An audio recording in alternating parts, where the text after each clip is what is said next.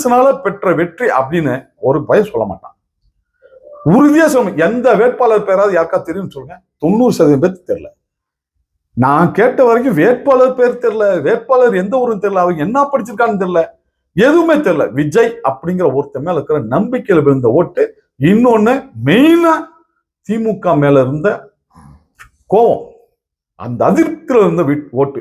James என்ன பண்ணுவான், எங்க ஆட்சி அது நல்ல ஆட்சியாக இருந்தது, ஒரு பிரச்சனையும் இல்லை. கோமாவிலே இருந்தான் ஒரு 5 வருஷம். இந்த ஆள்லாம் அவெல்லாம் எதுக்கு இருந்தான்னு தெரியல. அவெல்லாம் ஒரு தப்பு கூட நடக்க எந்த எப்ப என்னன்னா அது?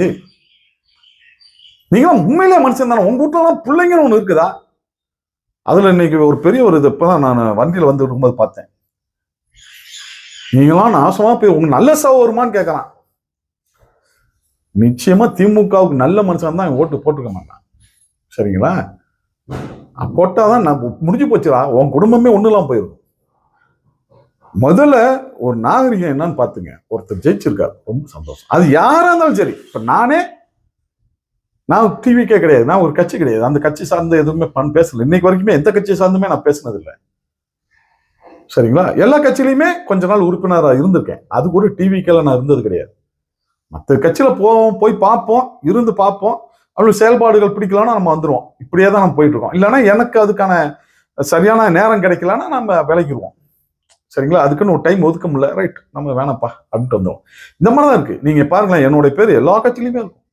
எல்லா கட்சி பூத் ஸ்லிப் எடுத்தாலும் அது அதுல இருக்கும். இந்த மாதிரி ஏதாவது உறுப்பினர் கார்டுன்னு வச்சிருப்பாங்க.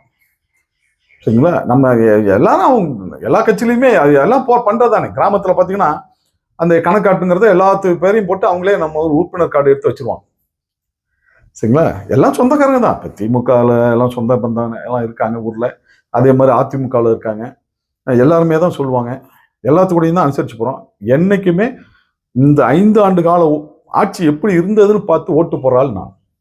எந்த கட்சியுமே நான் உண்மையில் ஒருவேளை நான் பாஜக இருந்தாலும் சரி, நாம் தமிழர் இருந்தாலும் சரி, இல்ல அதிமுக இருந்தாலும் சரி, கடைசி 5 ஆண்டு காலம் எப்படி இருந்தது, அடுத்து யாருக்கு போடணும், இதை பார்த்துட்டு முடிவெடுக்கிறாள் தான் நம்ம. அது எந்த கட்சினா எல்லாரும் தான் வேற வழி இல்லை, எல்லாம் வாங்கன்னு சொல்லி சேர்த்து வச்சிருவாங்க.